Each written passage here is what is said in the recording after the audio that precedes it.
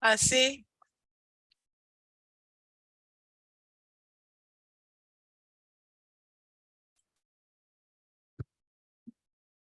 Pero sí hicimos todos los ejemplos de, terminamos lo de la Erlang y todo eso, o sea que hoy comienzo con la validadora. Ay, tengo los grupos desfasados. No, odio que eso me pase. A ver, pero bueno, vamos.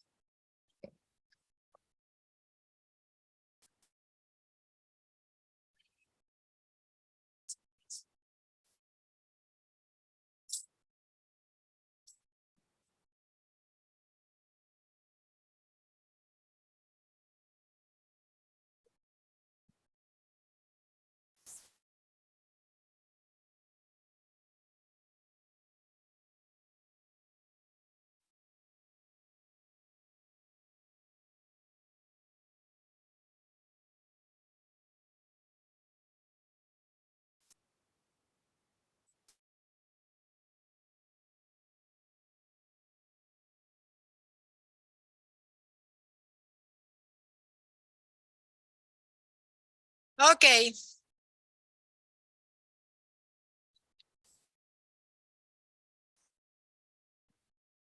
¿por qué no sale? Ah,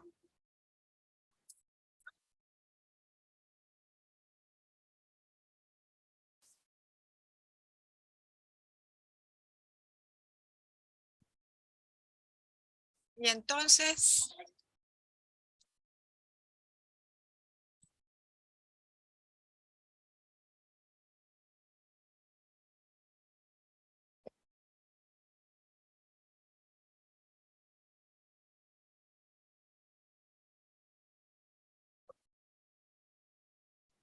beats me. No se comparte la pantalla. A ver, ¿será que entré al salón incorrecto? Eso debe ser. A ver, voy otra vez. Creo que debo haber entrado al aula incorrecta.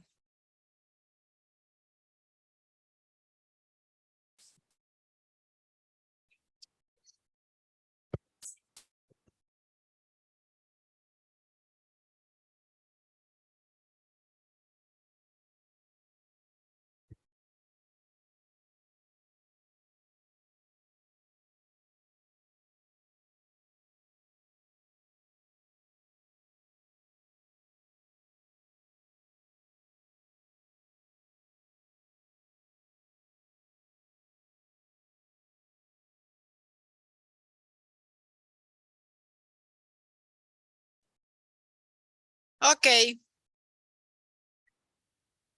Bueno, listo.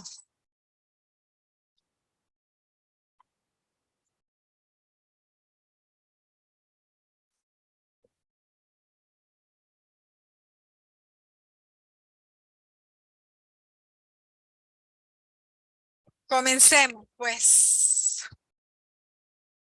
Oye, hay poca gente que pues, ya se han comenzado a retirar tan rápido, no.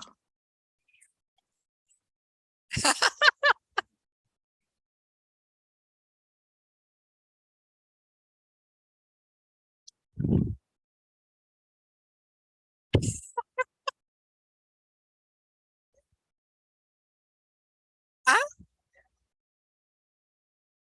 vamos a ver.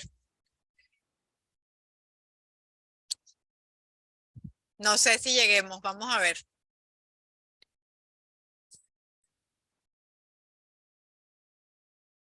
Claro. Pero se perdería en algo bien chévere, porque la verdad es que Continuas es bien bonito. Bien, bien bonito y bien útil, pues. Bueno, chicos, comencemos. No me saboteen el tiempo de clase. Que yo creo que algo es de eso en la clase anterior, ¿verdad? Algo hay de eso, sí. Bueno, a ver, recordemos qué es lo que hemos visto hasta ahora, ¿ok? Hemos comenzado por la definición computacional.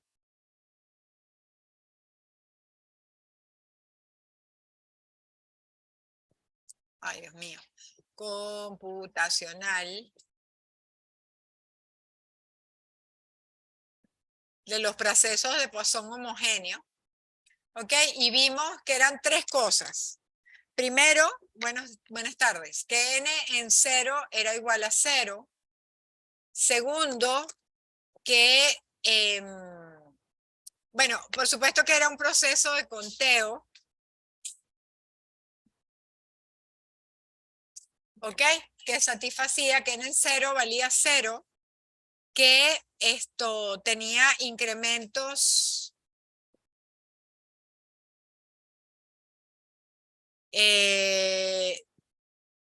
disjuntos independientes, así lo poníamos, ¿no?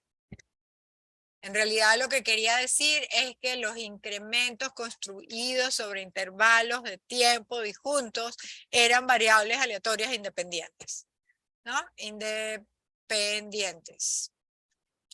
Y tercero, decía que la probabilidad de tener en un intervalo de longitud t que comienza en S, n eventos, que esta cosa se calculaba como e a la menos lambda t por lambda t a la n sobre n factorial. Eso fue lo primero que vimos. Después demostramos en la clase de ayer que el proceso estocástico de los tiempos entre llegadas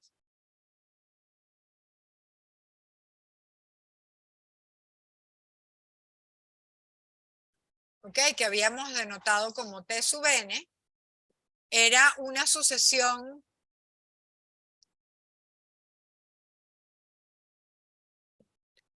de variables aleatorias independientes e idénticamente distribuidas exponenciales parámetro lambda.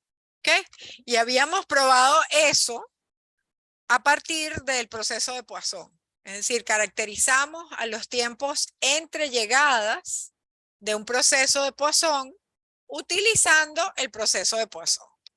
¿Ok? Y después probamos que los tiempos de llegada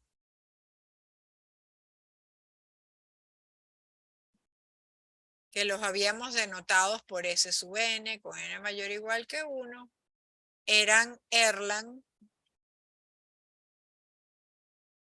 parámetros n y lambda. ¿Ok? Y de la misma forma les dije, bueno, independientemente de si sea Erlang o no sea Erlang, cuando vayan a calcular probabilidades que involucren tiempos de llegada, usen el proceso de Poisson, traduzcan el tiempo de llegada a una expresión en los procesos de Poisson y saquen las cuentas del lado del proceso de Poisson. ¿Ok? O sea que eso hemos hecho de procesos de Poisson hasta ahora. Pero estamos haciendo un poquito de trampa. Porque fíjense, yo les deduje la exponencial a partir de la Poisson. pero no les he deducido la Poisson. No les he dicho por qué la Poisson tiene esa expresión.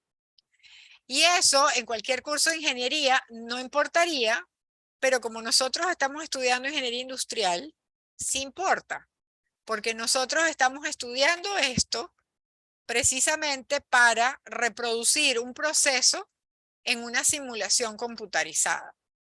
Para hacer eso, tenemos que saber de la vida real qué aspectos tengo yo que observar o validar para poder modelar algo como proceso de Poisson.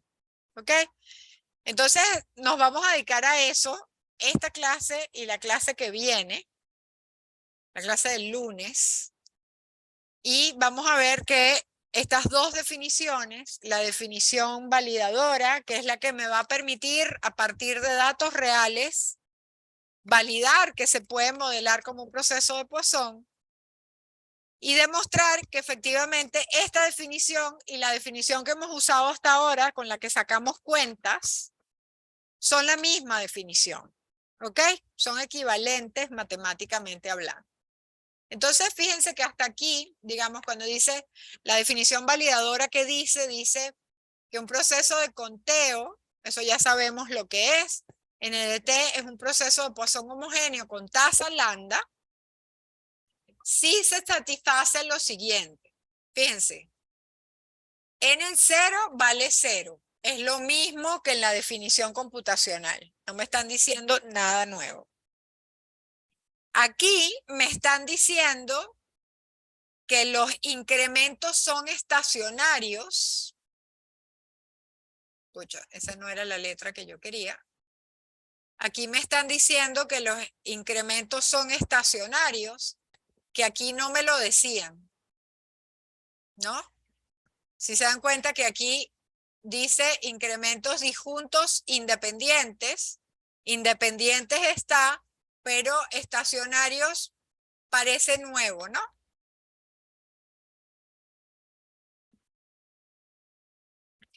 En realidad, la estacionariedad está aquí.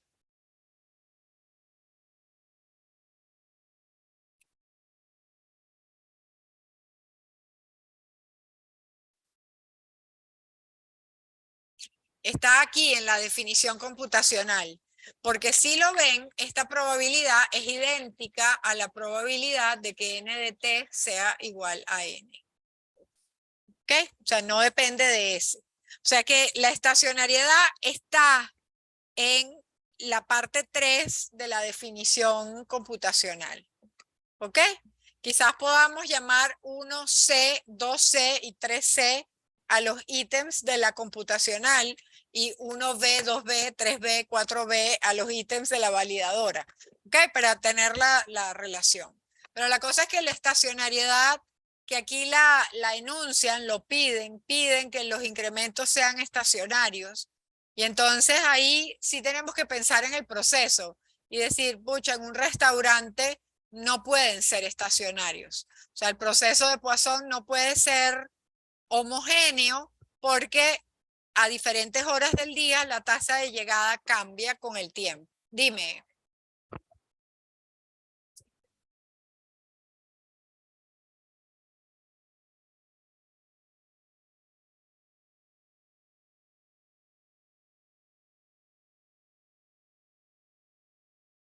No. Hasta ahora estamos usando puros procesos de Poisson homogéneos.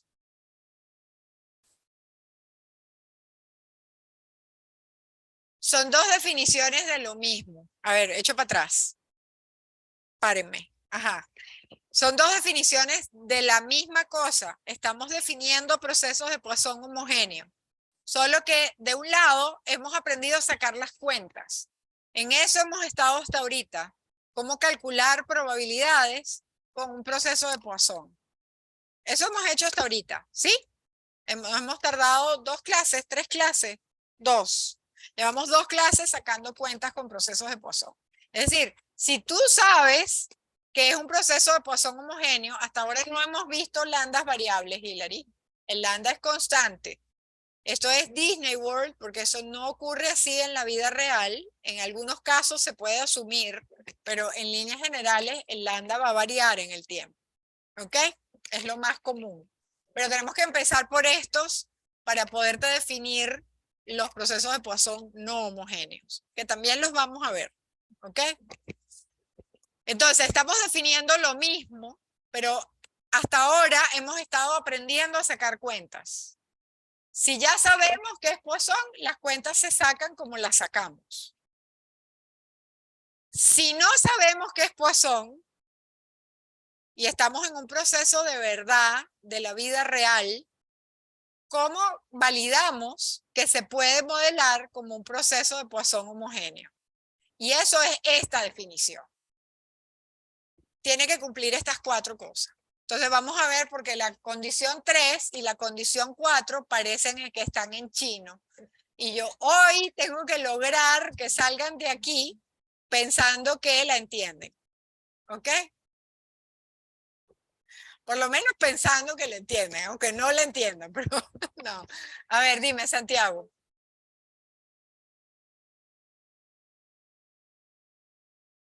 Sí, las 4. Correcto. ¿De acuerdo? Entonces, fíjense que la 1 y la 2 se parecen muchísimo a la 1, la 2 y la 3. Lo único es que ahí no estamos calculando probabilidades. ¿Sí? La 3 y la 4,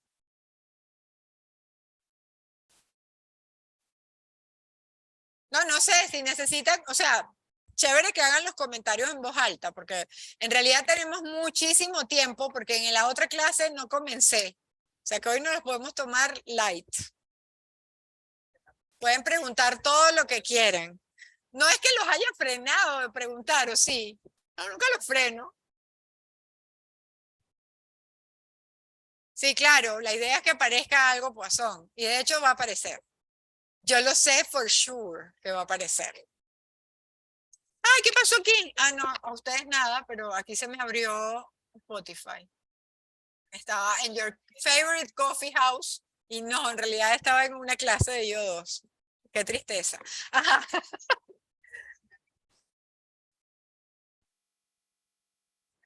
Las dos. Ya.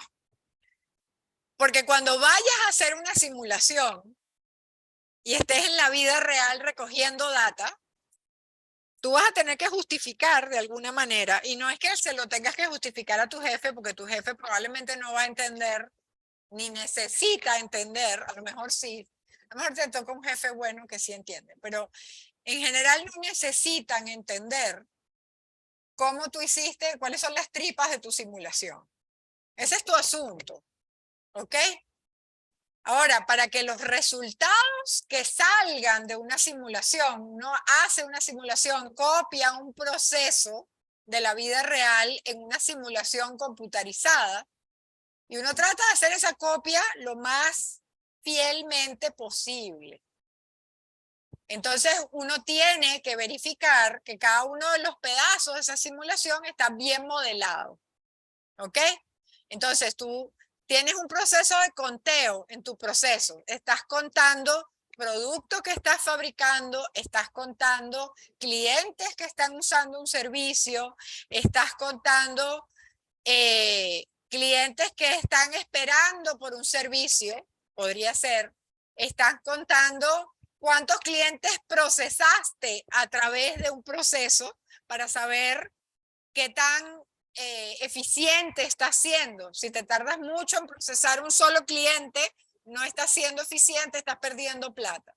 Entonces, la simulación que hace te permite correr el proceso súper chola, así como cuando ponen en las películas, a ver, súper chola no me entienden qué significa, ¿verdad? Chola es rápido. ¿Sabes? En Venezuela, cuando, ¿sabes? En el carro, cuando vas manejando y le das al acelerador y vas más rápido. Bueno, eso en Venezuela le decimos darle chola. Significa pisar el acelerador y más rápido. ¿Ya?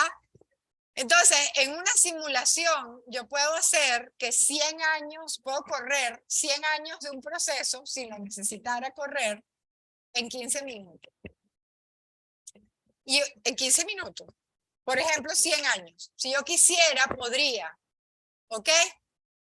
Es una de las ventajas.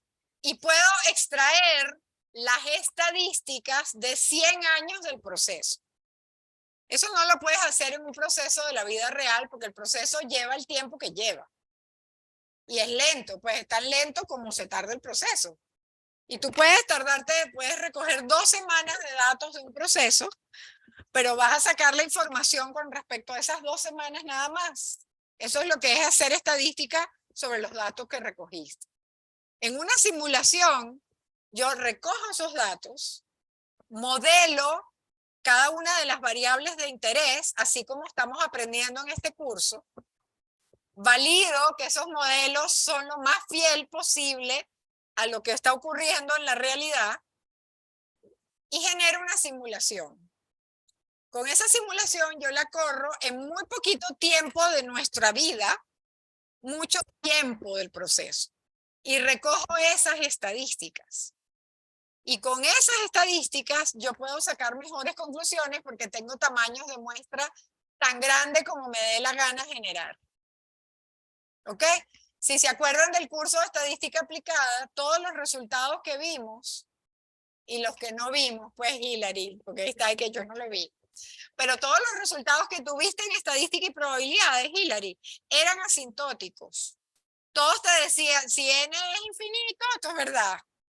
No sé si se acuerdan de eso, pero es así. La distribución de esto es así si n es muy grande. Esto es verdad si n es grande. ¿No? Y después tú vienes y en el examen te ponen una muestra de tamaño 30 y tú te cuestionas, pucha, 30 es grande. ¿Es verdad o no? Ok. En simulación yo puedo generar las muestras del tamaño que a mí me dé la gana.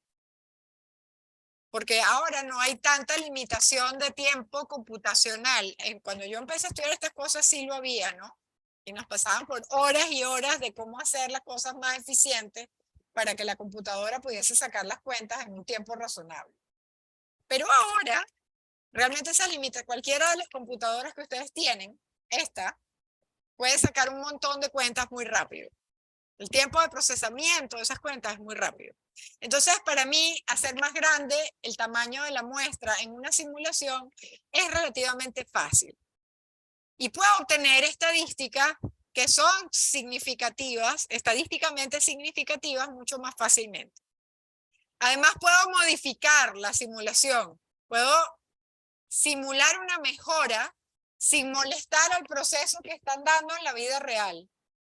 Yo puedo poner la mejora en mi simulación y ver si la mejora sirve. Y como sé cuánto me cuesta la mejora, puedo ver en cuánto tiempo yo voy a recuperar esa inversión si decido de verdad implementar la mejora en el proceso de verdad. ¿Ok? Entonces, tiene un montón de ventajas poder hacer una simulación. ¿Para qué sirve esto? Bueno, para validar que el proceso que está contando cosas en la vida real tenga sentido, sea modelado por un proceso de Poisson homogéneo.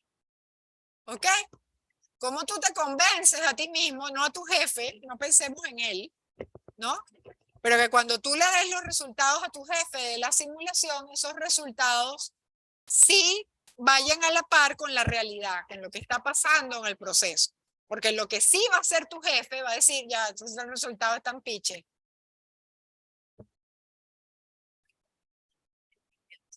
Correcto. O sea, vas a tener un modelo, o sea, la simulación adentro tiene un montón de pequeños modelos. Los pequeños modelos vienen de IO2. ¿Ok?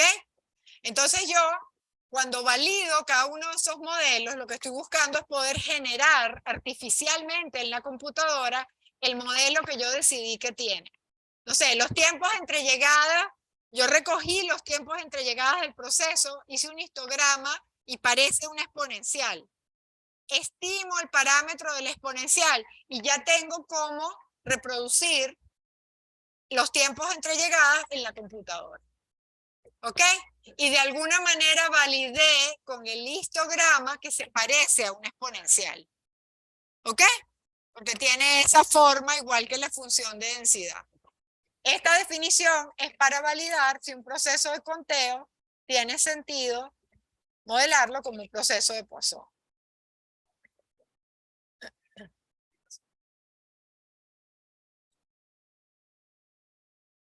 No, pero está por salir. Fabián está trabajando en eso.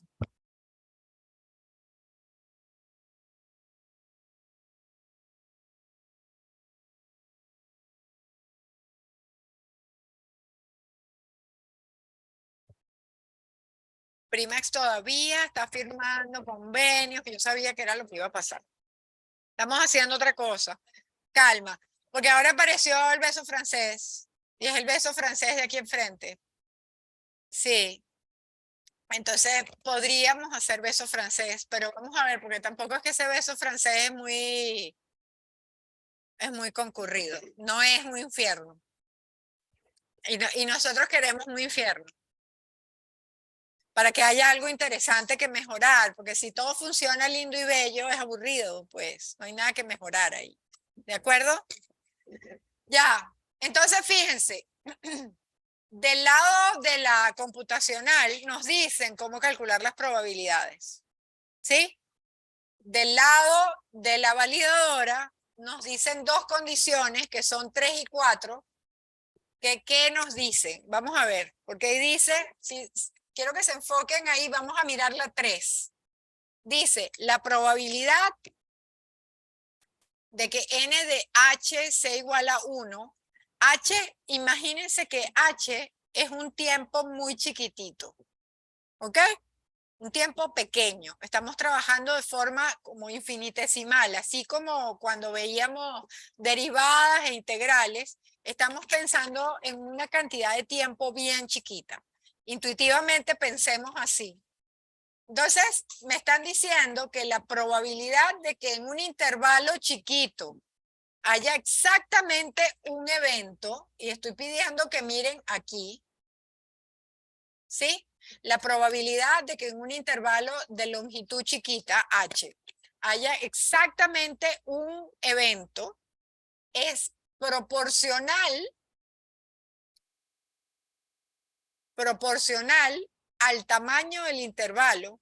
Fíjense que eso hace mucho sentido, porque si el intervalo es chiquito y la tasa es muy grande, o sea, hace sentido que la constante de proporcionalidad sea la tasa de llegada de los clientes. A ver si lo vemos. ¿Cuántos clientes deberían de llegar? O sea, si yo tengo que la tasa de llegada es 30 clientes por hora y tengo un intervalo de 1 hora, ¿yo qué espero? ¿Cuántos clientes en promedio esperaría yo? 30, ¿verdad? Si la tasa es mucho más grande, yo esperaría en 1 hora muchos más clientes, ¿correcto?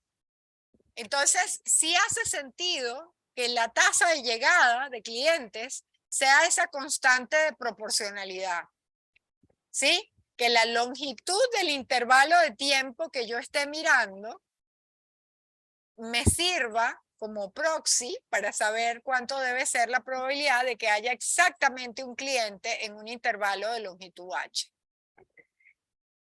Y ahí se acabó la parte intuitiva.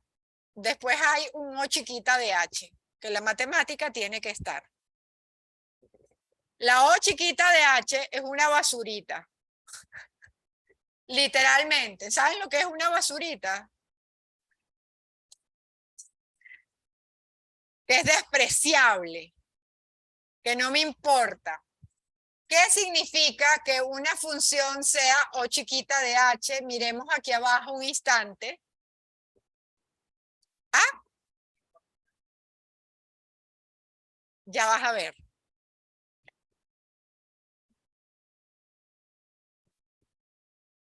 Pucha, qué pregunta tan ingenieril. A ver, qué pregunta tan ingenieril. Sí, cuando me hacen esa pregunta de un grupo de ingenieros, así en una reunión importante de UTEC, yo tengo que tragar espeso. Pero aquí te tengo que explicar, te tengo que convencer para que tú, cuando vayas a esas reuniones, no hagas esas preguntas allá. Ahora es el momento de hacerlas. Ya, buenazo. Miren, ¿Qué significa? Ahora vamos a pensar en matemáticas 1. ¿Qué significa que una función de h sea o chiquita de h? Fíjense, h cuadrado es o chiquita de h, porque si ustedes calculan el límite cuando h tiende a 0 de h cuadrado entre h, ¿cuánto les da? ¿Por qué? Porque ustedes agarran este h, ¿no? Y este se va con este y me queda h. Y el límite cuando h tiende a 0 de h, da 0.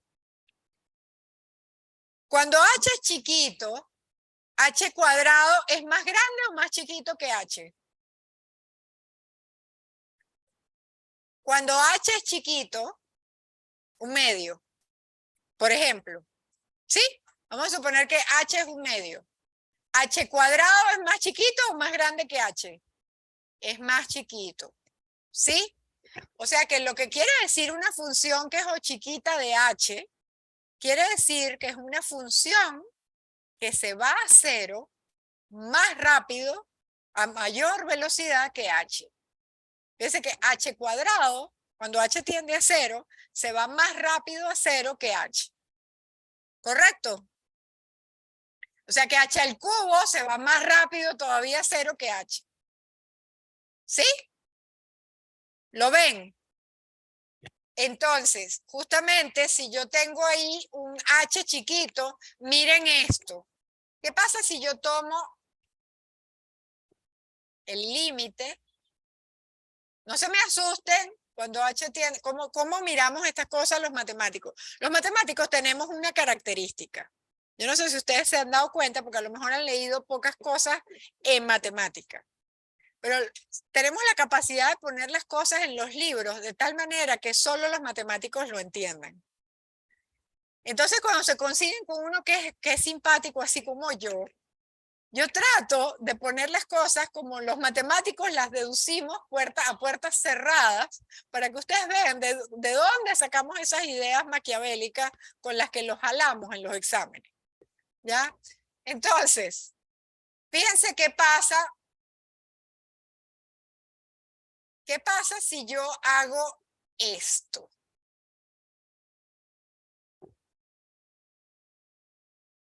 Y uso esa igualdad, fíjense. Yo voy a tomar el límite, o sea, estaría dividiendo el número de 3 por h a ambos lados, ¿sí o no? O sea, que me queda el límite cuando h tiende a 0 y aquí me queda lambda por h más una función que es o chiquita de h. Todo eso dividido h, ¿no? ¿Sí?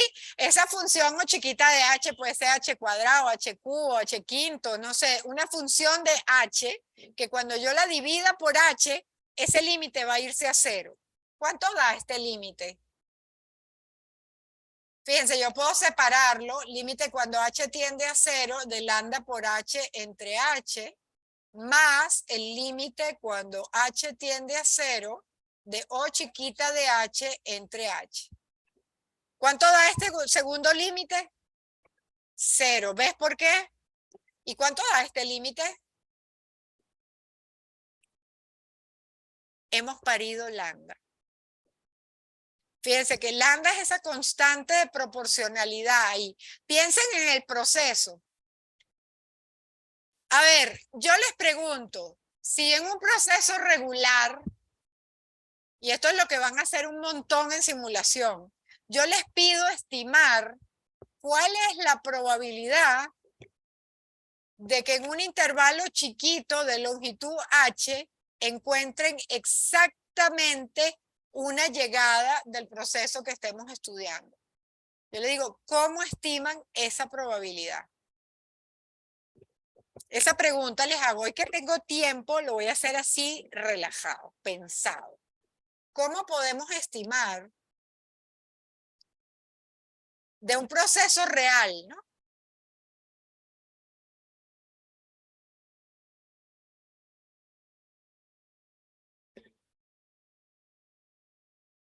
No, lambda no lo tienes.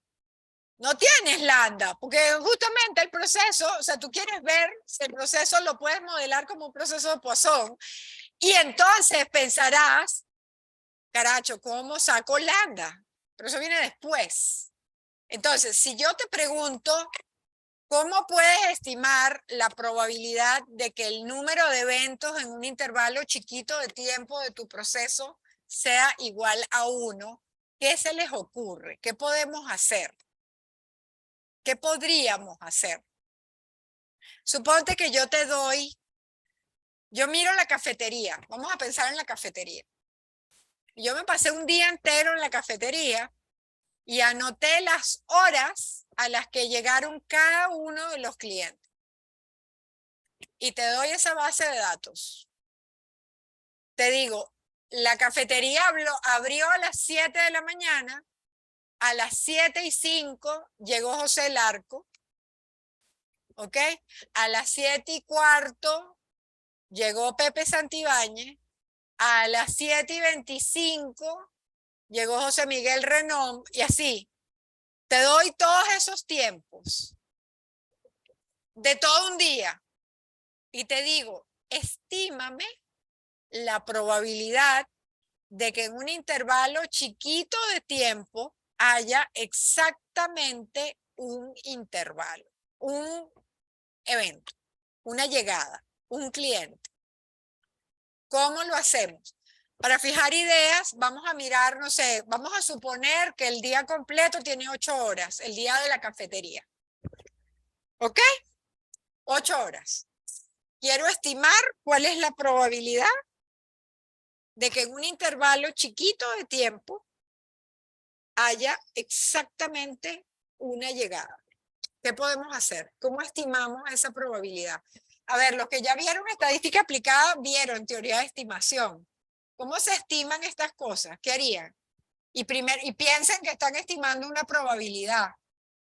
¿Cómo se estiman probabilidades?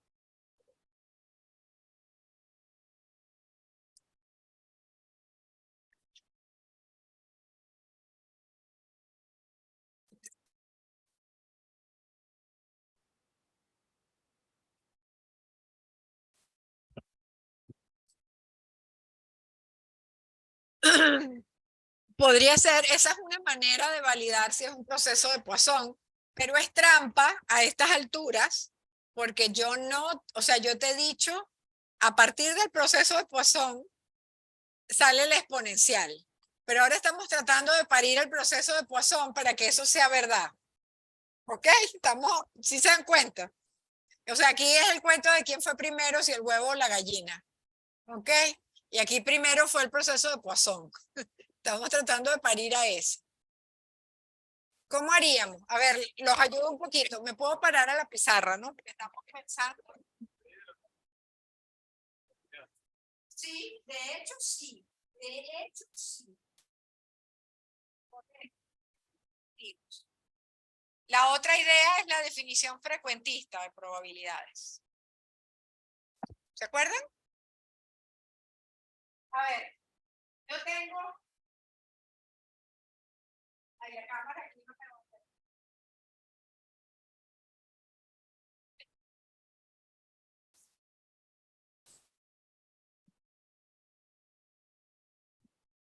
A ver, voy a grabar esto. Voy a dar clase de pie. Pastilla estar sentada. Ya, ya grabé. Voy a publicar una pantalla en limpio. ¿Me dejan, no? Voy a limpiar esto. Voy a parar de compartir esto y voy a compartir una pizarra limpia. Ya, para la pizarra limpia en donde quería hacer el dibujo. Entonces, fíjense, yo les doy el tiempo. ¿Ya? ¿Ya se ve? Sí. Ya.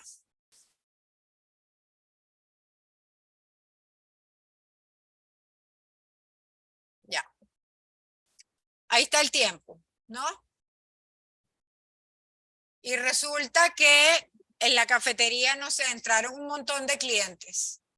Y vamos a decir que aquí están las 8 horas. ¿Ok? Ahí se acaban las 8 horas. Y yo les doy dónde están ubicadas dentro de las 8 horas estas crucecitas. No voy a poner tantas como clientes podría haber en 8 horas. Voy a poner algunas por efectos del dibujo. ¿Ok? Y yo les pido que, o sea, N de T es el número de cruces. Es más,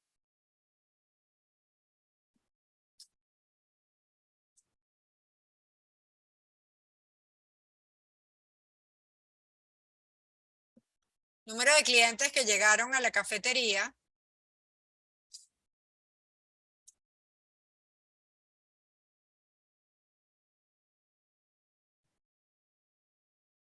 en 8 horas.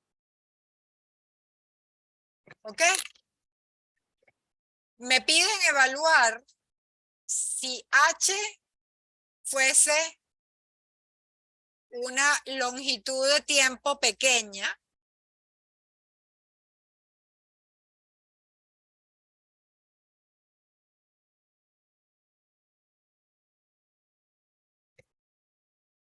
Estime la probabilidad de que N de H sea igual a 1. ¿Ok? Esa es la pregunta. ¿Cómo lo haríamos? Fíjense, ¿qué les parece chiquito H? 4 horas. Una, dices tú. O sea que yo tengo que partir eso en 8 pedazos iguales.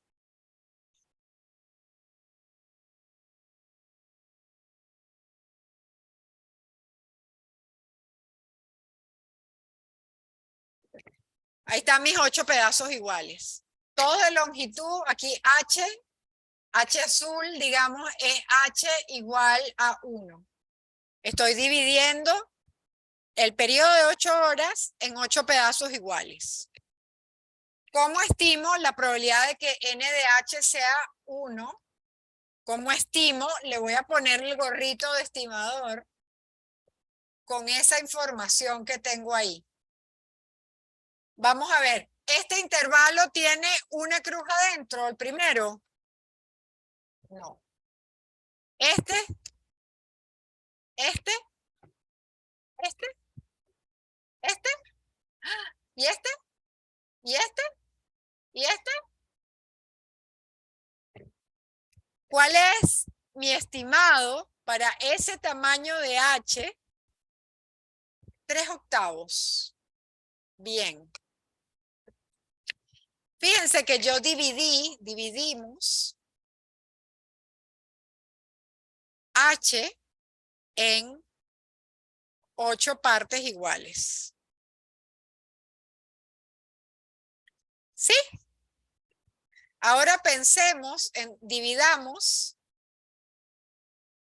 H en N partes iguales. A ver. N. Fíjense que aquí hicimos 8 entre 8 y nos dio H igual a 1. O sea que aquí estamos usando N igual a 8, ¿no? ¿Correcto? Estamos usando la longitud de tiempo, o sea, dividimos la longitud de tiempo. ¡Ay! Ustedes no lo saben, pero yo sí. A ver, ¿dónde estoy? No sé qué hice, la pantalla.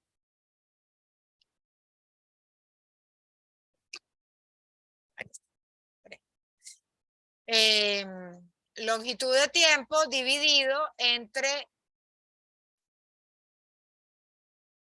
N partes, ¿no? Con N igual a 8 en este caso.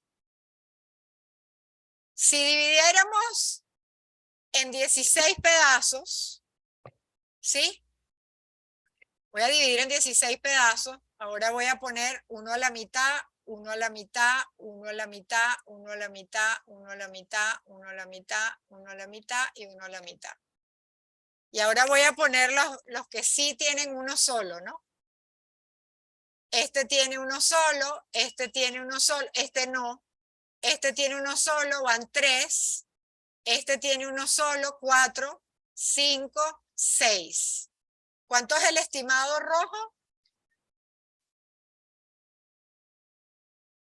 6. 6. 6 de 16. ¿Cuánto vale 3 octavos? ¿Alguien que haga la cuenta? ¿Cuánto es 3 octavos? ¿Cuánto es 6 dieciseisavos?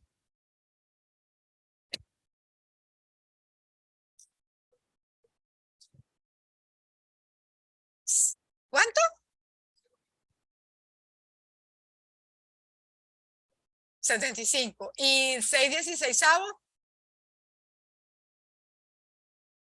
0,375.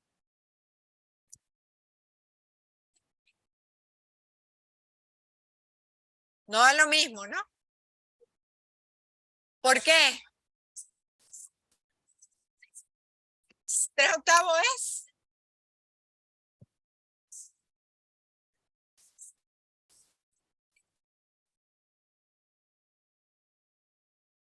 ¿Cuánto dio aquí? Si simplifico, me da así 3 octavos.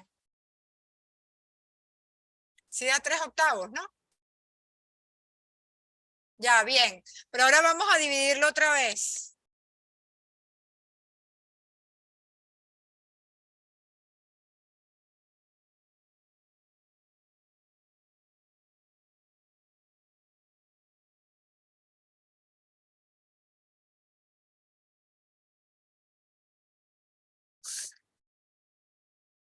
A ver, 1, 2, 3, 4, 5, 6, 7 y 8.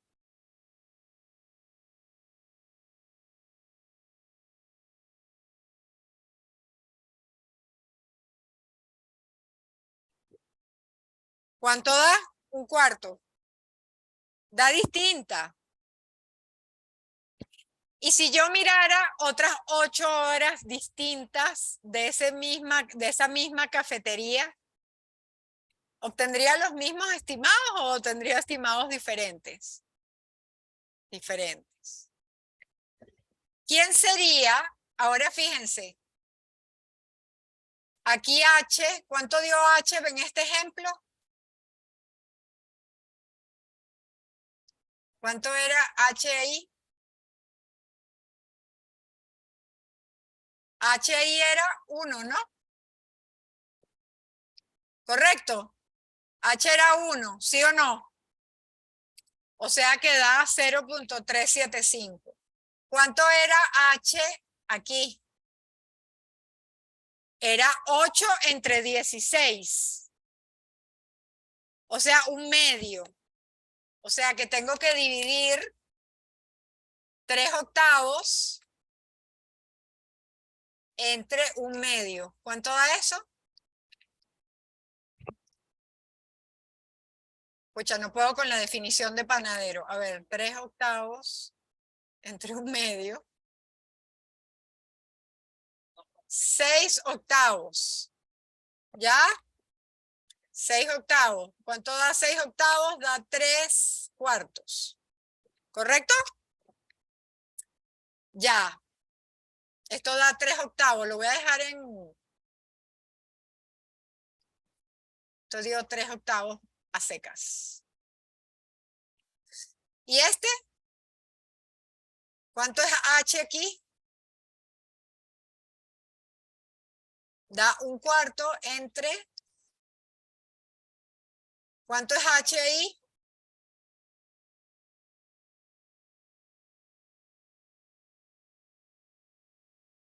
HI es 8 entre 32. Un cuarto también.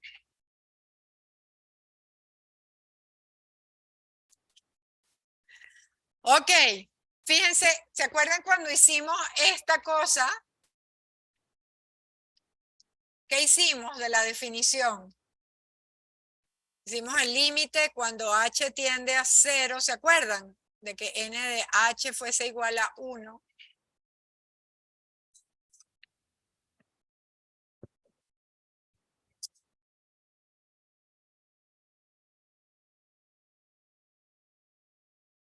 Ya. Esto nos había dado lambda, ¿se acuerdan? O sea que estos tipos que están aquí, esto que está aquí, lo azul, lo rojo y lo verde, están estimando lambda, ¿sí o no? A medida que h se hace más chiquito, que era lo que estábamos haciendo aquí, aquí probamos 3 valores de h, ¿sí? Pero realmente estábamos haciendo h cada vez más chiquito. Fíjense, aquí h valía 1, después tomamos h igual a 1/2 y finalmente no se ve. A ver si lo puedo seleccionar aquí. Ah, qué bien. H era un ¿qué? Era 8 entre 32, ¿no? O sea, un cuarto. O sea que efectivamente estamos haciendo H más chiquito, ¿lo ven? Empezamos con H igual a 1, después nos fuimos a H igual a 1/2 y después hicimos H igual a 1/4 y podríamos seguir. Y fíjense que el estimado de lambda, o sea, podríamos decir, si estuviésemos inventando cosas, que este es el estimado azul, este es el estimado rojo y este es el estimado verde. ¿Sí? Fíjense que nadie me impide agarrar el periodo con los datos que me hayan dado y dividirlo en h bien chiquitico y estimar la probabilidad de que haya exactamente un evento ahí. Después lo divido por h y eso me daría un estimador de lambda. ¿Qué tan bueno es ese estimador? Bueno, Santiago lo dijo. En realidad estamos usando la ley fuerte de los grandes números ahí. Para los que no lo han visto, aunque yo di la ley fuerte de los grandes números el ciclo pasado en IO2, o sea que eso se vio, o sea que aquí no debería haber nadie, a menos que esté escribiendo IO2 por primera vez en la vida y no haya visto estadística aplicada, que no haya visto el teorema, la ley fuerte de los grandes números. ¿Okay? Pero aquí la ley fuerte de los grandes números, en cierta forma, nos dice que ese estimado de lambda es bueno, está convergiendo a lo que nosotros queremos. ¿Ok? No es 1, no sabemos cuánto va a dar y además estos datos son inventados. Pero lo que yo les quiero mostrar, y ya es hora del break, pero quizás como que nos vamos al break y después vemos la gráfica. ¿Ok? Pero yo he hecho esto para una corrida en donde yo generé un proceso de Poisson con lambda igual a 30. Lo generé artificialmente en la computadora. O sea, yo sé que lambda es 30. Y vamos a ver qué pasa con la probabilidad, con ese estimado. Justo a tiempo, es una puntería impresionante. ¿Qué pasa con el estimado de la probabilidad de que n de h sea igual a 1 dividido h cuando h se hace bien chiquitito? O sea, la ventaja de verlo en la computadora es que no tengo que hacer esto manual tan despacito, sino que lo puedo hacer de un solo golpe. ¿Ok? Y podemos ver para distintos valores de h qué sucede. ¿De acuerdo? Entonces, 2:54, nos vemos a las 3:04. Listo. Abre, se supone que abre a las 4. ¿Ya está? ¿Ya le abrió Fabián? Ah, ok. Ah, ya. Yo le dije que lo colgara en la tarde después de las clases, pero está bien. Listo, grabo. Yo creo que les voy a pasar esta grabación a los chicos de la otra sección para que la vean este fin de semana. Porque yo no voy a poder hacerlo con esta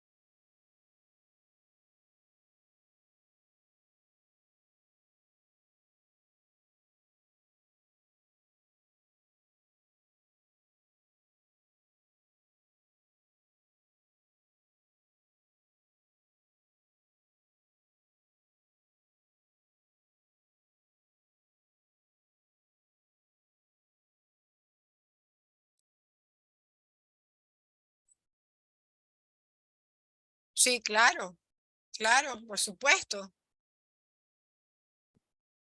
El teorema es verdad, pues, si lo usas bien,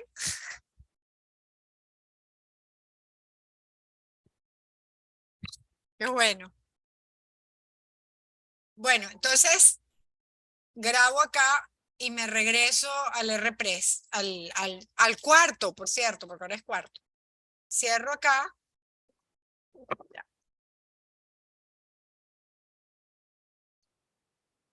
Bueno, fíjense que la condición cuatro, no cuarto, cuatro, es que la probabilidad de que haya más de dos eventos es despreciable. ¿Ok? Es O chiquita de H.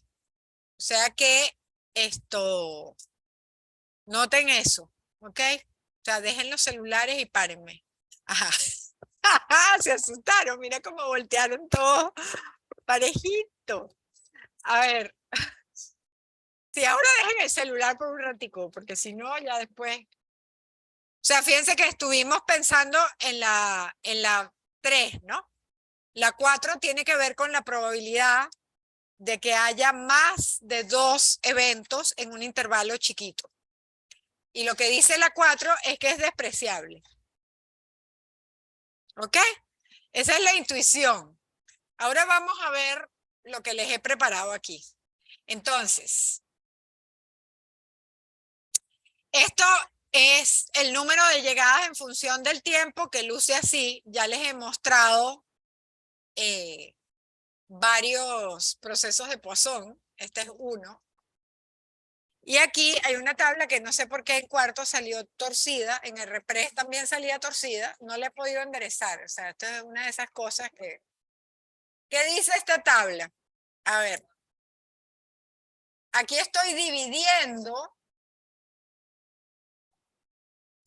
un intervalo de 6 horas. A ver si me lo ven. Sí, es un histograma. Es un histograma. El eje Y es frecuencia. Es número de llegadas en ese periodo de tiempo. Y en el eje X tengo el tiempo. Está horrible esta gráfica. Ahora que lo pienso, yo los hubiese jalado con una gráfica así. A ver, aquí está el tiempo. Y estoy viendo un periodo de 6 horas, ¿no? No le paren mucho que está un poquito antes de 0, empieza en menos 0,0006, ¿ok? Eso es porque es R, ¿ok? No es por más nada. Es para que se vea bien, más nada. Y el otro termina en 6,01, pero realmente estoy mirando del 0 al 6, ¿ok? Y estoy contando en un proceso que generé yo artificialmente.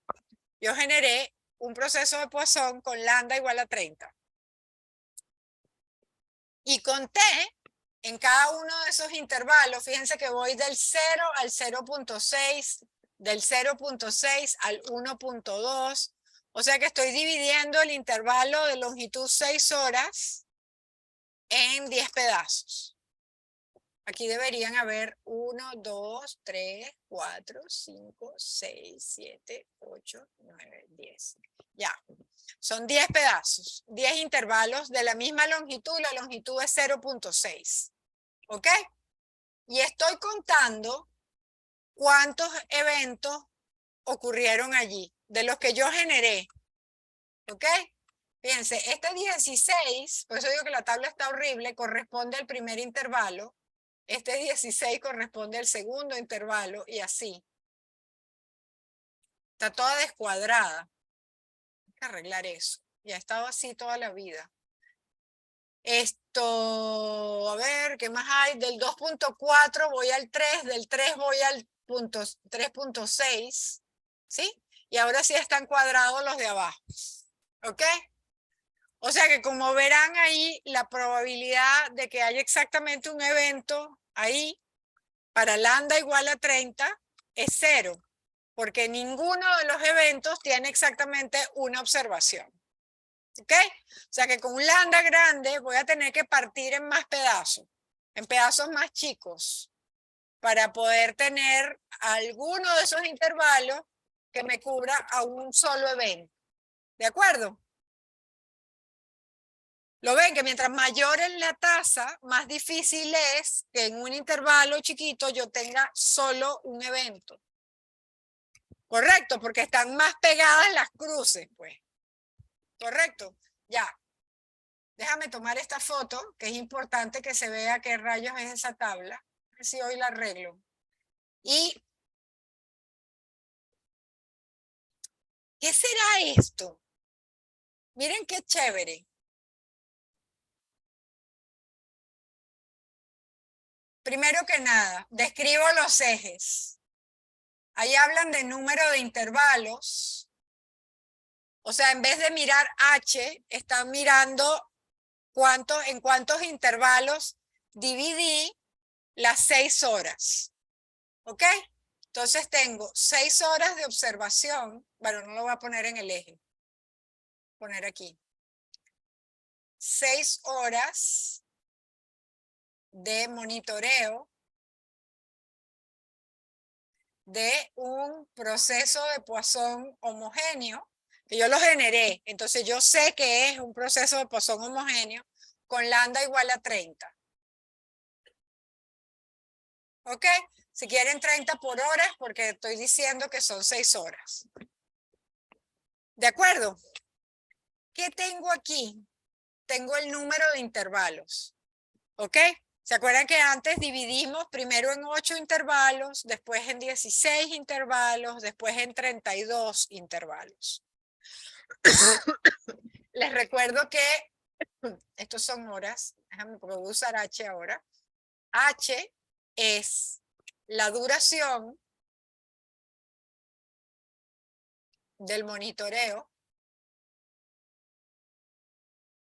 entre el número de intervalos. ¿Correcto? Eso es H. Esa es la longitud de H. Cuando dividimos las 6 horas entre 10, H daba 0.6. Aquí, este número de intervalos lo voy a llamar N. O sea que aquí yo tengo N. Y aquí estoy calculando, fíjense bien, miren a quién. A la probabilidad de que N de H sea igual a 1 dividido H.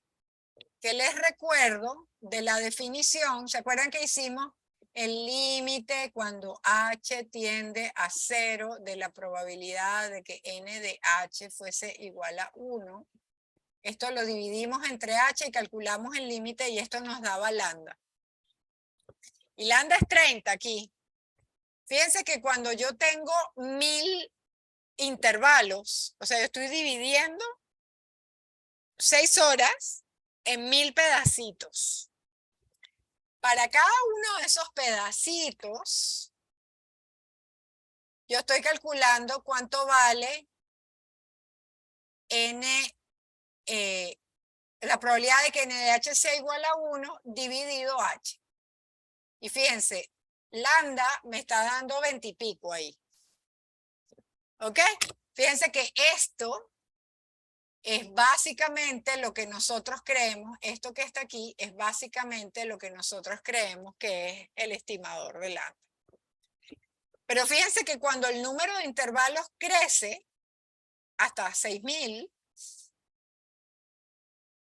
¿a qué converge? ¿Sí? Sí se ve, ¿no? Que estoy más o menos ahí en 30. Fíjense que lo interesante es que aquí nosotros sabíamos cuánto valía lambda. Sabíamos a qué tenía que converger eso. Cuando H se hace chiquito. Fíjense que cuando el número de intervalos crece, cuando N crece, H se hace chiquito. Bueno, lo voy a poner formal. H decrece. ¿Correcto? Porque aquí esto es siempre 6 horas en este caso. O sea que necesariamente cuando el número de intervalos crece, H se hace más chiquito. O sea que estoy en el contexto del límite, cuando H tiende a 0. ¿Correcto? Sí se ve, ¿no? O sea que si yo recojo data de un proceso, yo sé dónde están las cruces. En ese periodo de tiempo que yo recogí, que yo observé el proceso. O sea, que yo podría ver, es más, yo podría ver si ese lambda, yo puedo partir en pedazos y ver si el lambda es el mismo en todos los pedazos. Por ejemplo, si yo estoy modelando un restaurante, yo podría hacer esto mismo, pero cada 2 horas, para ver si el lambda es distinto en esos periodos. ¿Sí lo ven? Como para decir, no, antes de las 8 de la mañana, el lambda lo puedo pensar constante y es igual a 2 clientes por hora. Pero cuando estoy en el mediodía son como 50 clientes por hora. ¿Ok?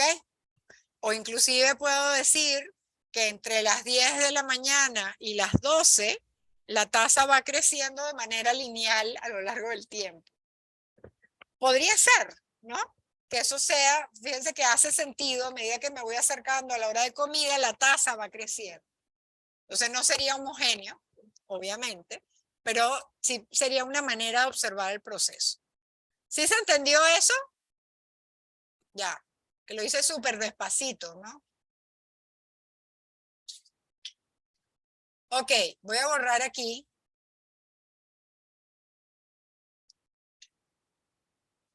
¿Cuál es esta? Esta es la condición 4. O sea que fíjense que tengo aquí.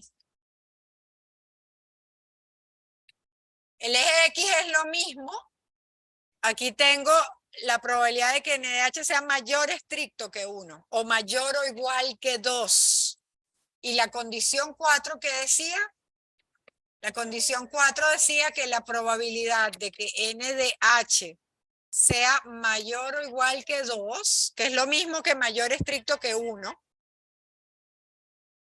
era O chiquita de H. Es decir, que el límite, cuando H tiende a 0, de la probabilidad de que N de H sea mayor o igual que 2, dividido H, da 0. Porque es una función que es O chiquita de H, dividido H, eso tiende a 0. ¿De acuerdo? Y eso es efectivamente lo que está pasando cuando yo hago crecer el número de intervalos, ¿no? Cuando N crece y H decrece. ¿Ok? Esto, por supuesto, lo hice de mentira. O sea, yo generé un proceso de Poisson, parámetro lambda igual a 30. Yo sé que converge a 30. Pero en el caso de que no lo sepamos y nosotros tenemos, no sé, una semana de un proceso que hemos observado, que cuenta cosas. Obviamente tiene que ser una cosa que cuente cosas. Yo estoy contando, por ejemplo, los clientes que entran a la cafetería.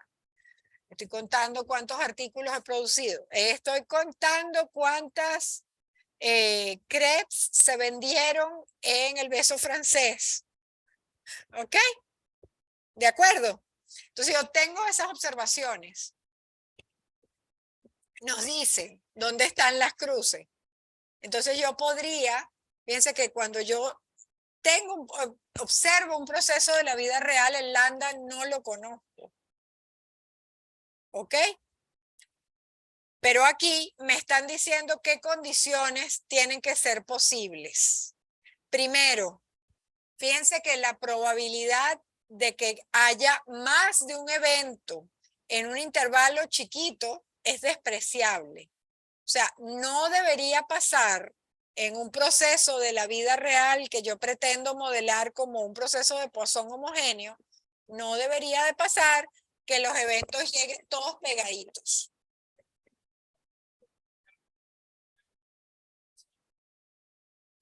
Sí, fíjense que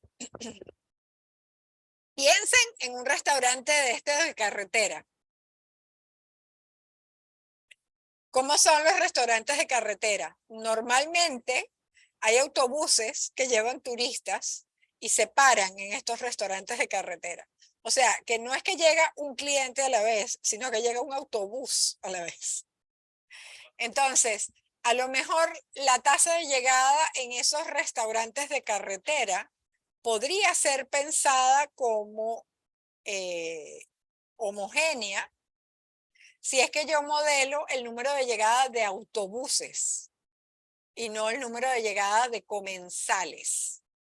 Ahora, hay que ver si eso hace sentido para lo que yo estoy explorando en el restaurante, porque si obviamente yo tengo que calcular demanda, no me interesa el autobús y no me interesa el comensal, porque yo tengo que saber cuántas comidas voy a servir, ¿no? Pero si miro el autobús y los autobuses normalmente llegan llenos, yo también puedo pensar, bueno, un autobús, tengo que tener esta cantidad de comida por autobús. Y a lo mejor modelarlo como número de autobuses me permitiría modelarlo como un proceso de Poisson homogéneo, que a lo mejor se paran a cualquier hora, porque fue con el tráfico y la cosa, es la hora a la que llega, no necesariamente es hora de comer, ¿no? Y bueno, y a lo mejor se puede modelar como un proceso de Poisson. Esos son trucos que se utilizan cuando la cosa a lo mejor no es homogénea, pero se puede hacer algún truquito para que lo sea. ¿Ok? Bien, entonces esa es la definición validadora. ¿Qué viene ahora? Pucha, son las 3:20, estamos avanzando demasiado. ¿Se entendió? Ok, ¿qué significa probar que estas dos definiciones son equivalentes? Matemáticamente, ¿qué creen ustedes? ¿Qué significaría eso? Si se cumple una, se cumple la otra, pero en el contexto de ingeniería industrial, ¿qué significaría? O sea, si nosotros validamos que un proceso de la vida real se puede, un proceso de conteo, se puede modelar como un proceso de Poisson homogéneo y estimamos lambda, entonces podemos sacar cuentas en el mundo de la definición de las cuentas. Porque fíjense que con esta definición yo no puedo sacar cuentas, porque lo que me dicen es la probabilidad que n de h sea mayor o igual que 2 es O chiquita de h. No es muy útil para sacar las cuentas, ¿verdad? No sirve para nada, de hecho. Pero como las definiciones matemáticamente son equivalentes, quiere decir, tú validas por un lado, y si validas y encuentras el estimador de lambda, o sea, encuentras cuánto vale lambda para tu proceso, puedes sacar las cuentas con la definición computacional. Y ahí sí sabemos sacar las cuentas y por eso es importante que yo me dediqué 2 clases a enseñarles a sacar las cuentas, antes que vieran esto. Yo como daba este curso cuando comencé, llegaba y les daba de frente la demostración de que las definiciones eran independientes. O sea, eran equivalentes. ¿Qué pasaba? No me entendían absolutamente nada, ¿no? Pero ahora ya han usado la definición, vieron cómo se sacan las cuentas, ¿sí? Y ahora entienden por qué es necesario, a partir de un proceso de la vida real, validar que puede ser Poisson. O sea, fíjense que es la idea, los eventos Poisson a veces se les llama eventos raros. Y raros en el sentido de que es poco probable que haya más de un evento en un intervalo. Si el intervalo de tiempo es chiquito. ¿Ah? Si el intervalo es chiquito, lo más probable es que haya uno o nada. ¿Ok? Fíjense que esto no me sirve para sacar las cuentas. No sirve para nada para sacar las cuentas. ¿Ok? La mayoría de los libros de ingeniería no tienen esta definición. Ahora, los ingenieros industriales sí la tienen que ver. ¿Ok? Y tienen que entender por qué es que yo pruebo aquí que son equivalentes esas definiciones. Y además, cuando yo pruebe que son equivalentes las definiciones, vamos a dar a luz a la Poisson. ¿De dónde sale la Poisson? La Poisson sale de estas condiciones. Cuando ¿se acuerdan que nosotros lo hicimos para la binomial, para la geométrica? Nosotros podíamos decir por qué es que era binomial, porque es que la probabilidad, porque es que la función de probabilidad de masa para la binomial se calculaba así. ¿O no? ¿No lo vieron? ¿Qué cuenta la binomial? El número de éxitos en n repeticiones independientes de un experimento Bernoulli. Ustedes saben de dónde sale la binomial. Y si se lo piensan un poquito, pueden deducir la función de probabilidad de masa. Lo podrían hacer. Entonces, cuando yo enseño probabilidades y estadísticas, yo demuestro eso, en contra de la voluntad de mis colegas. Yo sé que José Miguel Renom lo demuestra, por ejemplo. ¿Ok? Él lo hace. Por lo menos para algunas distribuciones. Pero la cosa es que ustedes de alguna manera saben qué situación de la vida real se puede modelar con una binomial. Eso sí creo que ya lo entendieron. Y cuándo es geométrica y cuándo es binomial negativa. Bueno, a lo mejor la binomial negativa no se acuerdan, pero la geométrica y la binomial sí, y la binomial negativa tendrían que pensarla. Pero también. De la Poisson no les dijeron nada. Se lo estoy diciendo recién hoy yo. Entonces, yo sí voy a deducir la función de probabilidad de masa de la Poisson cuando se tienen estas condiciones. ¿Ok? Entonces, vamos a darle. Porque seguramente no terminaré, pero esto me lo voy a saltar. Por cierto, si yo pinto los tiempos entre llegadas de ese proceso de Poisson que generé artificialmente, en un histograma queda exactamente eso. ¿Ok? Queda una distribución exponencial que ya la vimos. Ahí está la teórica que me la sé porque lo generé yo. Yo generé exponenciales. O sea, yo generé un proceso de Poisson con parámetro 30 y entonces mis exponenciales, que son los tiempos entre llegadas, son exponenciales parámetro 30. Entonces puedo pintar la exponencial teórica, que es la densidad esta, la rayita roja, y miro el histograma y veo que se parece. ¿Ok? Verifico que se parece. Ok. La parte dura aquí es demostrar que con la validadora, o sea, que las condiciones que me da la definición validadora, yo puedo calcular las probabilidades tal y como me lo dice la definición computacional. ¿Ok? Esa es la demostración que vamos a hacer ahora. Vamos a hacer esta implicación. O sea, vamos a partir esta implicación. Vamos a partir de la validadora, o sea que la validadora es lo que sabemos y la computacional es a lo que queremos llegar.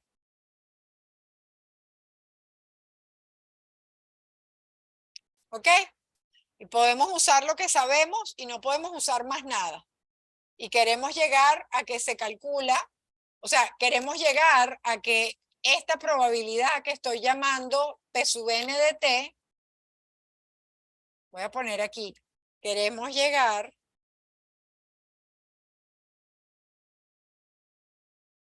a que esa probabilidad se puede calcular como e a la menos lambda t por lambda t a la n sobre n factorial.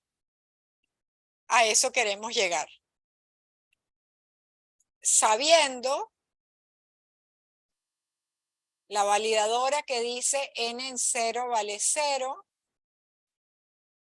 ¿Qué más? Que los incrementos son estacionarios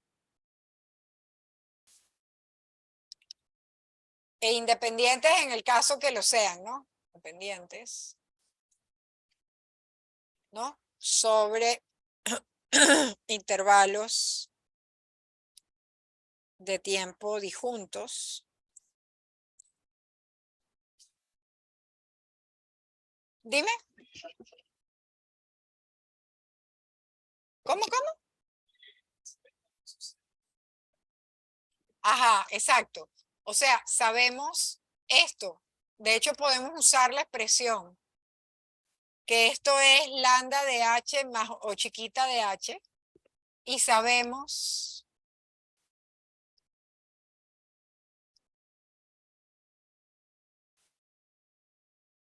eso sabemos. Y con esas 4 cosas tenemos que demostrar eso. Le ronca, ¿no? A ver, esta para mí es una de las clases más bonitas del curso, pero también es una de las más rudas, ¿ok? Después todo se vuelve más fácil, es la verdad. Este es como, estamos así como en la cúspide. Después todo empieza a simplificarse. Bueno, quedan unas cuantas clases que no son tan fáciles todavía, pero esta probablemente, si tuviese que calificarla para mí, es probablemente la clase más difícil de todo el ciclo. ¿Ok? Entonces, queremos determinar una función. ¿Qué trucos sabemos en matemáticas para parir una función? A ver si han aprendido algo en los cálculos. En matemática 1, 2 y 3. ¿Cómo?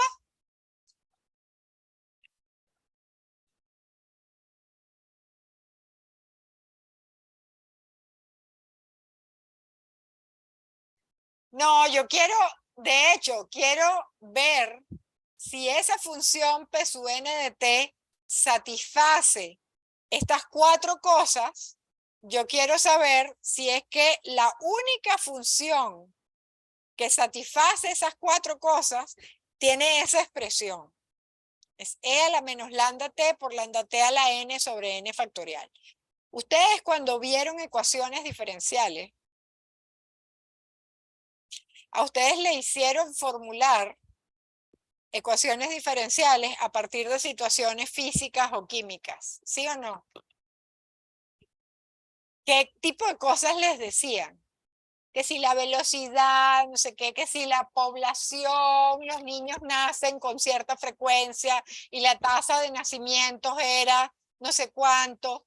¿No les hacían formular ecuaciones diferenciales a partir de situaciones así? Y cuando resolvían esa ecuación diferencial, la solución de la ecuación diferencial, ¿qué era? Era algo, dice aquí, era una función. ¿Sí? O sea que ustedes ya han hecho eso. Entonces, nosotros vamos a intentar formular, ahí están muertas de la risa, algún chiste pasó ahí del que nunca me enteraré, y ustedes pensaban que no iban a volver a ver una ecuación diferencial en su vida, ¿verdad? Ah, diferenciales ordinarias, sí. Estas son ordinarias, no son ecuaciones en derivadas parciales ni nada de eso, son más sencillas. De hecho, da la más sencilla de todas, ¿ok? Entonces, con estas 4 condiciones tenemos que formular una ecuación diferencial que, cruzando los dedos, cuando la resolvamos, nos va a decir que la solución es esa función que está ahí. Dime si no es súper. ¿No les parece chévere? No, no les parece chévere. No, ya. Vale, vamos a ver si los convenzo de lo contrario. ¿Puedo borrar? De hecho, voy a borrar selectivamente. Voy a dejar esa definición ahí, ojalá que no me tape nada en las próximas láminas. Entonces, como necesito plantear una ecuación diferencial, necesito encontrar derivadas. ¿Ok? Y voy a comenzar por el caso más sencillo, que es el caso P sub 0 de t. Fíjense que definí, o sea, la idea larga de la demostración es que yo quiero demostrar que P sub n de t es igual a esto. Eso es lo que yo quisiera demostrar. Quisiera. ¿Ok? Pero vamos a comenzar por el caso n igual a 0, porque el caso genérico es muy rudo. ¿Ok? Entonces, P sub 0 de t es la probabilidad de que n de t sea igual a 0. Esa parece fácil. ¿Ok? Y para eso, tengo que parir una derivada de esa función. ¿Cuál es la definición de derivada? Fíjense lo atrás que me tengo que ir para poder formular esta ecuación diferencial. ¿Se acuerdan de este animal que está aquí? F' de X, ¿se acuerdan? Que era el límite cuando H tiende a 0 de F de X más H menos F de X dividido H. ¿Se acuerdan de eso? Cuando ese límite existía, ¿sí? Eso era la derivada de esa función en ese punto X. Ya lo saben eso. Ya, pues eso es lo que vamos a calcular. Vamos a empezar por calcular quién es P sub 0 en T más H, después le vamos a restar P sub 0 de T, después vamos a dividir por H, vamos a tomar el límite y eso nos va a dar la ecuación diferencial. ¿Ok? Fíjense que tiene que ser una cosa así porque las condiciones son límites. Cuando H tiende a 0. ¿Lo ven?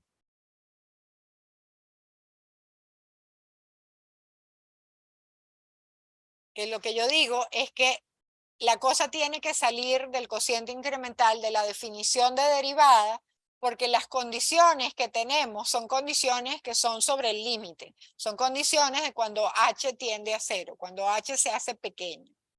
¿De acuerdo? Entonces, vamos a empezar por aquí. Recuerden que esto es lo que vamos a calcular para encontrar la derivada de P sub 0 de T. ¿Ok? Y voy a irme de una vez, me grabar aquí y voy a borrar otra vez selectivamente. Voy a dejar la definición ahí porque la vamos a volver a usar.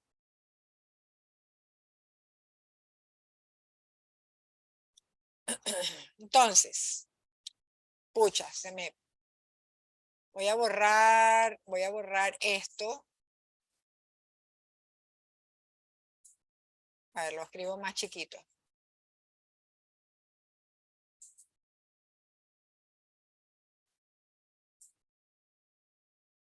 Ok, y lo dejo por aquí chiquitico. Ya. Entonces, empiezo por calcular P sub 0 de T más H. ¿Sí? ¿Quién es P sub 0 de T más H? Es la probabilidad de que que en un periodo de longitud T más H, vamos a hacer el dibujo. Acuérdense que este es un proceso de Poisson, ¿no? Entonces, 0, aquí está T más H. ¿Sí? Que en ese periodo de tiempo yo tenga 0 eventos. Pero yo tengo que acuérdense que yo quiero calcular el límite cuando H tiende a 0 de P sub 0 en T más H menos P sub 0 de T dividido H. O sea que de alguna manera yo tengo que hacer aparecer a P sub 0 de T. Para que después con este se cancele de alguna manera y poder usar las condiciones 3 y 4 para sacar las cuentas. Entonces, ¿quién es P sub 0 de T? Fíjense que yo puedo poner T es una cantidad que está ahí y puedo pensar por un instante que H es positivo para que esto haga sentido. ¿Ok? Entonces, si yo quiero 0 eventos entre 0 y T más H, ahora miren eso. Mírenlo así.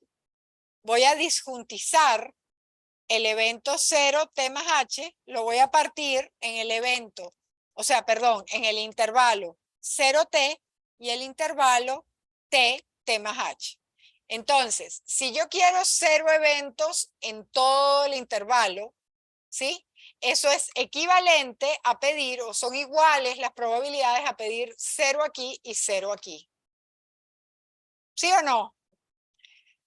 Y eso es lo que estoy escribiendo aquí. 0 en 0T y 0 en T más H. Ahora, fíjense que de la definición validadora tenemos que los incrementos construidos sobre intervalos de tiempo disjuntos son independientes. O sea que aquí por número 2 de la validadora yo puedo multiplicar esas dos probabilidades. ¿Correcto? Porque los intervalos son independientes, los incrementos. Ahora, por estacionariedad, que también es 2, yo puedo, esta probabilidad, la probabilidad de que n en t más h menos n de t, yo sé que no depende de quién.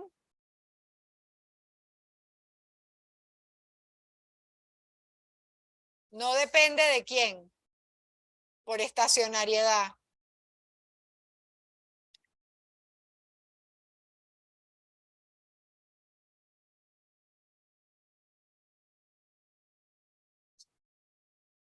¿Seguro? ¿Quién es la posición de ese intervalo? Entonces no depende de la posición, ¿correcto? Entonces no depende de t, quiere decir que esto es lo mismo que pedir, o sea, la longitud de este intervalo es h. Entonces es n de h igual a 0, es igual a eso. Y efectivamente eso es lo que estoy poniendo aquí. Fíjense que la segunda probabilidad la sustituyo por la probabilidad de que n de h sea mayor que 0. Y ahora tengo que ver cómo uso las condiciones 3 y 4. Porque fíjense que usé la 2, ya en todo su esplendor, porque usé estacionariedad y usé independencia. ¿Sí? No he usado la 1, ni la 3, ni la 4 todavía. ¿Correcto? Entonces, n de h igual a 0 no la tengo en las condiciones. Pero si en el complemento de n de h igual a 0, fíjense que esto es 1 menos la probabilidad de que n de h sea mayor estricto que 0.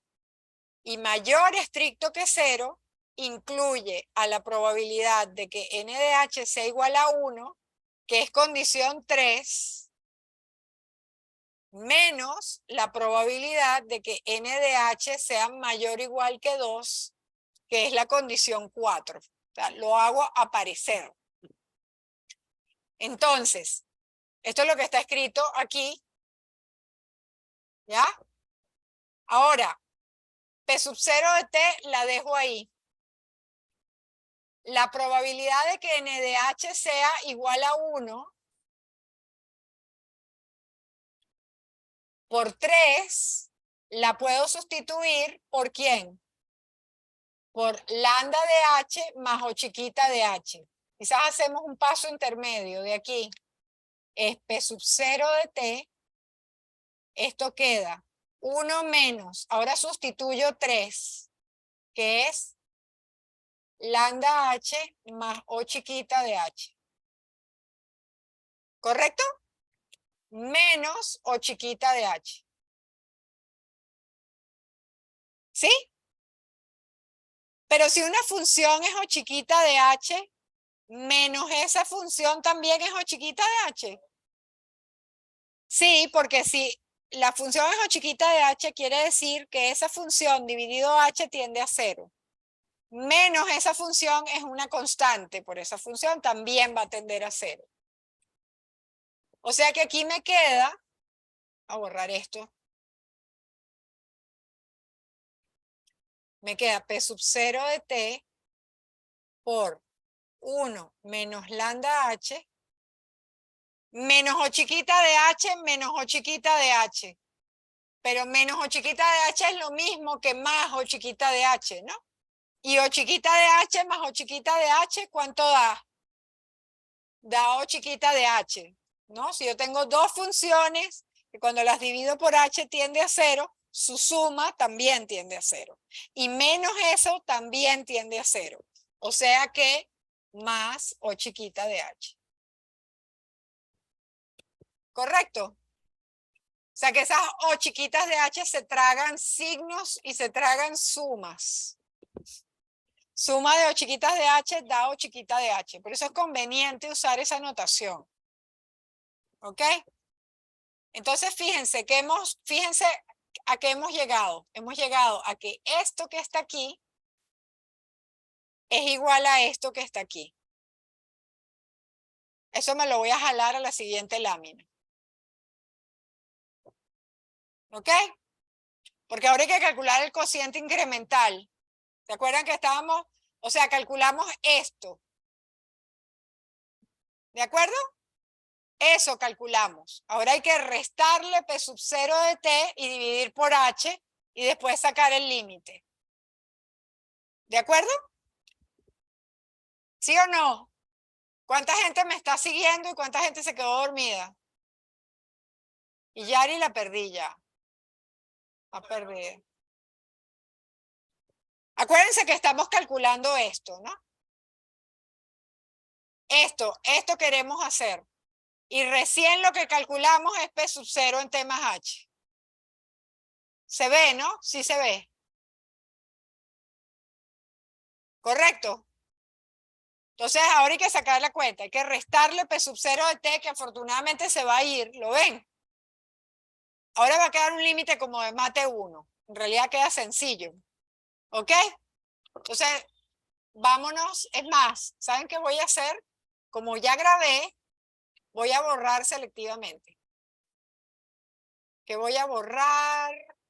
Ah, no, no puedo porque está escrito ahí. Nada, borro todo. Ya.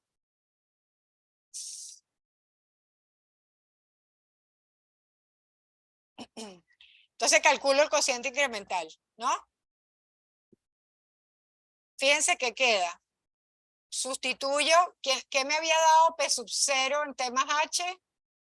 Me había dado P sub 0 de T por 1 menos lambda H más O chiquita de H. Miren qué generosa, lo puse tal cual. Menos P sub 0 de T. P sub 0 de T se va con eso. Y queda menos lambda P sub 0 de TH más P sub 0 de T por O chiquita de H. Separo. Fíjense que esta H se va con esta H, el separar. Y después me queda P sub 0 de T por O chiquita de H entre H.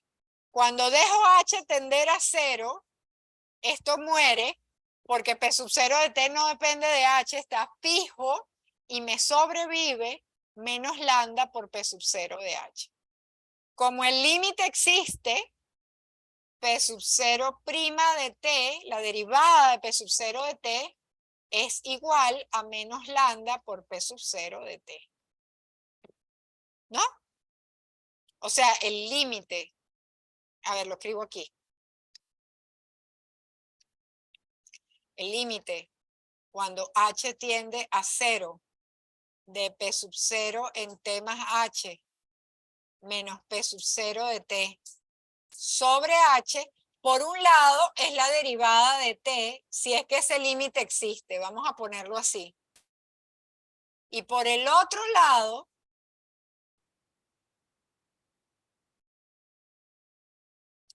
nos dio menos lambda por P sub 0 de T. ¿Cómo? Sí, de hecho. A ver si ustedes lo reconocen. Esto es una ecuación diferencial ¿de qué tipo?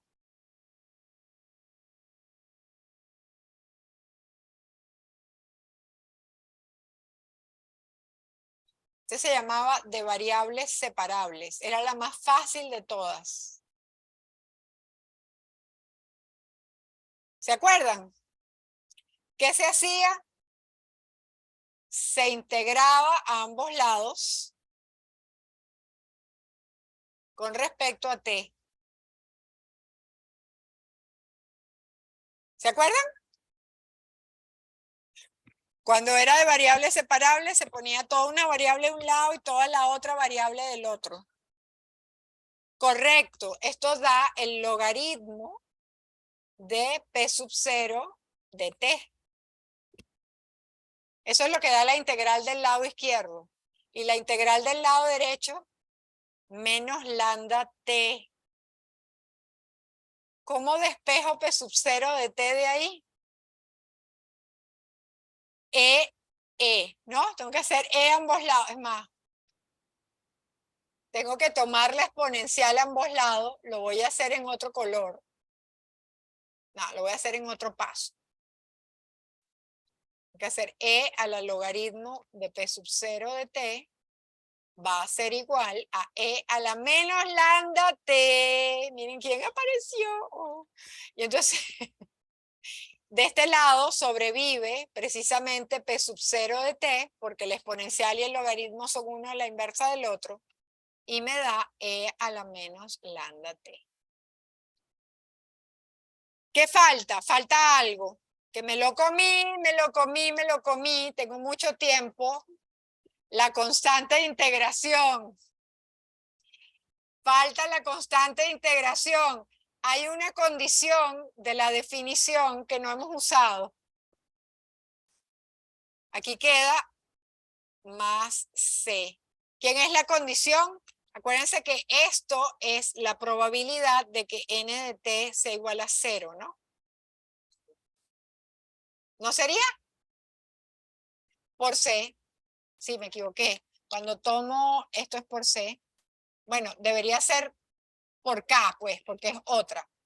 Voy a poner ahí, gracias porque me estaba equivocando. Tengo mucho tiempo que no explico ecuaciones diferenciales. Tengo que bajar a ciencias a dar un rato de cursos ahí, porque me estoy olvidando las cosas. No, no me estoy olvidando. Afortunadamente me acuerdo bastante bien de todo esto. Ya. ¿Correcto? ¿Cuánto es la probabilidad de que n en 0, ¿se acuerdan de la condición inicial de las ecuaciones diferenciales? ¿Cuál es la probabilidad de que n en 0 valga? Es 1, porque es la condición 1 de la definición validadora. Lo único que no habíamos usado. Esto es 1, y por este otro lado, ¿cuánto vale P sub 0 en 0? Vale K por E a la 0. O sea que esto vale K, vale 1. O sea que hemos demostrado que la probabilidad de que n de t sea igual a 0 es E a la menos lambda t. Que era lo que queríamos probar, por cierto. Lindo, ¿no? Ok. Entonces, hasta aquí llegamos. ¿Qué aprendimos hoy? Y lo quiero escuchar de sus palabras. ¿Qué aprendimos hoy antes de hacer el cierre? Fíjense algo chévere que tiene. Miren qué cool. Y ustedes dirán, eso lo tiene el PPT hace 1000 años, pero no lo tenía cuarto. Miren, yo puedo ir aquí a... No, tengo que ir más abajo al que aprendimos hoy de una vez. ¿Vieron qué lindo? Para ustedes eso no significa nada, pero para mí sí. A ver, y entonces, ¿qué aprendimos hoy? Definición validadora. ¿Para qué sirve?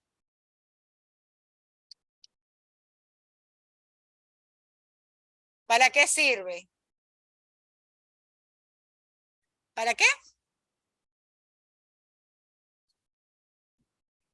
Para poder, o sea, en realidad sirve para validar que un proceso de la vida real pueda ser modelado como un proceso de Poisson.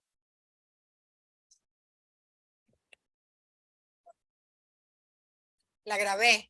Sí, la grabé, sí la grabé. Eso ya está como automático en mí. Es difícil que yo borre. Además, cada vez que voy a borrar pregunto, ¿ya lo grabaste?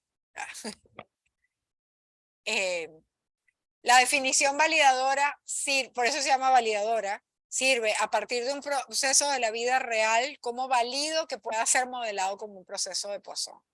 Eso, por supuesto, para poder usar la definición computacional. Porque ahí puedo sacar cuentas fácilmente. ¿Ok? Que fue lo que aprendimos la semana pasada. Hemos aprendido a usar la definición computacional. ¿Ok? Que fíjense que no es solo una fórmula, hay que tener cuidado con la independencia de los incrementos, con la estacionariedad, hay que tener sus cuenticas. Ya voy a terminar. Y lo siguiente que aprendimos, ¿qué fue?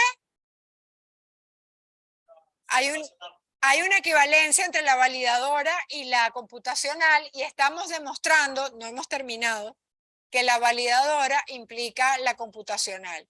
Que la computacional implique la validadora creo que es parte del perusal que están haciendo. ¿Ok? Pero es fácil. Esa parte es fácil, de hecho ya la podrían hacer. ¿De acuerdo? Bueno, chicos, muchas gracias. Nos vemos el próximo lunes. Y me voy. Francisco.